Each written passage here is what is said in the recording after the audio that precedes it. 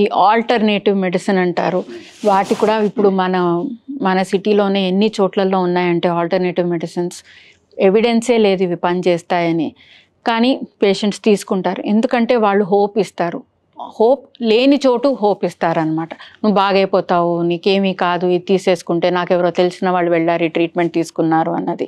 దాని తర్వాత మా దగ్గరికి ట్రీట్మెంట్కి వచ్చినప్పుడు ఆల్రెడీ చాలా లేట్ అయిపోయి ఉంటుందన్నమాట.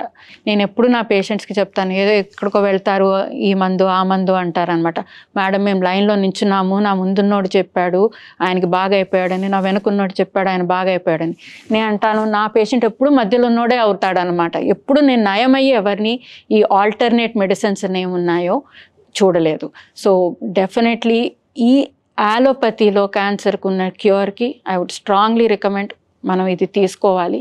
మీరు వేరే ట్రీట్మెంట్ తీసుకోవాలనుకున్నా టాక్ టు యువర్ డాక్టర్, మాట్లాడండి నాతో, నేను ఇలా అనుకుంటున్నాను, ఈ ట్రీట్మెంట్ నేను తీసుకోగలనా, ఇప్పుడు నాకు కీమోథెరపీకి చాలా వాంతులు అనిపిస్తున్నాయి, నేను ఏదైనా ఆయుర్వేదిక్ మందు తీసుకుంటే బెటర్ ఉంటుందా, నేను హోమియోపతి తీసుకుంటే బెటర్ ఉంటుందా అన్నది. అప్పుడప్పుడు మేము నో చెప్పమేమో, ఎప్పుడు ఎలా యూజ్ చేయాలన్నది చెప్తామేమో. బట్ ఏదున్నా కూడా ఇక్కడికి రాకుండానే అక్కడికి వెళ్తే కీమోథెరపీలు ఇస్తారు, నాకు భయంగా ఉంది అని చెప్పి వేరేదో మందులు తీసుకోవడం కన్నా మాట్లాడండి డాక్టర్తో, నేను ఈ ఆల్టర్నేటివ్ థెరపీ అనుకుంటున్నాను, మీరేమంటారు దాని గురించి అన్నది. ఆ డిస్కషన్ ఉంటే ఇట్ ఇస్ బెటర్ అనిపిస్తుంది నాకు. 62 లక్షల మంది ప్రజల్లో మెడ్ప్లస్ బ్రాండ్ మెడిసిన్స్ కి మారడం వలన 915 కోట్ల రూపాయలు సేవ్ చేసుకున్నారు. అదే మెడిసిన్స్ అదే క్వాలిటీతో 50 to 80% డిస్కౌంట్లు.